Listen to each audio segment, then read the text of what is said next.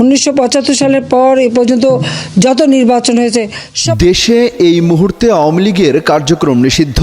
এরই মধ্যে আগামী জাতীয় নির্বাচনের সময় ঘোষণা করেছেন প্রধান উপদেষ্টা ডক্টর মোহাম্মদ ইউনূস। তাহলে এই নির্বাচনে কিভাবে অংশ নেবে আওয়ামী লীগ?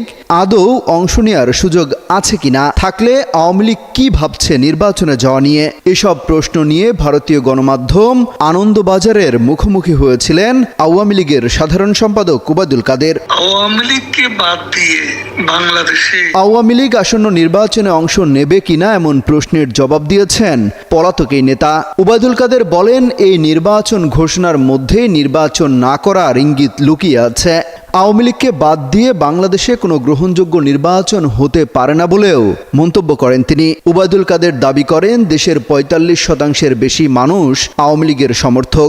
এত বড় জনগোষ্ঠীকে উপেক্ষা করে কোনো নির্বাচন সম্ভব নয় বলেও মনে করেন তিনি। আনন্দবাজারকে দেয়া সাক্ষাৎকার ওবায়দুল কাদের জানান, তাদের সংগঠনকে এখন আরও শক্তিশালী করাই সবচেয়ে জরুরি কাজ।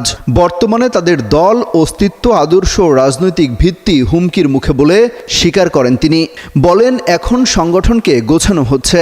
আওয়ামী লীগ একটি গণভিত্তিক দল, তাদের শক্তির মূল উৎস জনগণ। আমার বিরুদ্ধে মার্ডার কেস দিচ্ছে, ওয়ারেন্ট ইস্যু করেছে। শেখ হাসিনা দেশে ফেরা নিয়েও মন্তব্য করেছেন তিনি। বলেছেন, শেখ হাসিনা প্রতিদিন দেশের নেতাকর্মীদের সঙ্গে যোগাযোগ রাখছেন, অনুপ্রেরণা দিচ্ছেন। ঈদের দিন বিকেলে শেখ হাসিনার সঙ্গে কথা বলার কথাও জানান তিনি। বলেন, আল্লাহর রহমতে শেখ হাসিনা সুস্থ আছেন। তবে দেশে ফেরা নিয়ে বলেন, শেখ হাসিনা আগেও বলেছেন দেশের জন্য তিনি ফিরবেন এবং যারা তার বিরুদ্ধে ষড়যন্ত্র করেছে তাদের শাস্তি হবে। তবে তিনি কবে ফিরবেন তা এখনও বলা যাচ্ছে না।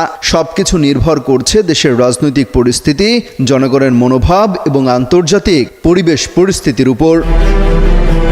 অমিত হাসান রবিন, যুগান্তর নিউজ।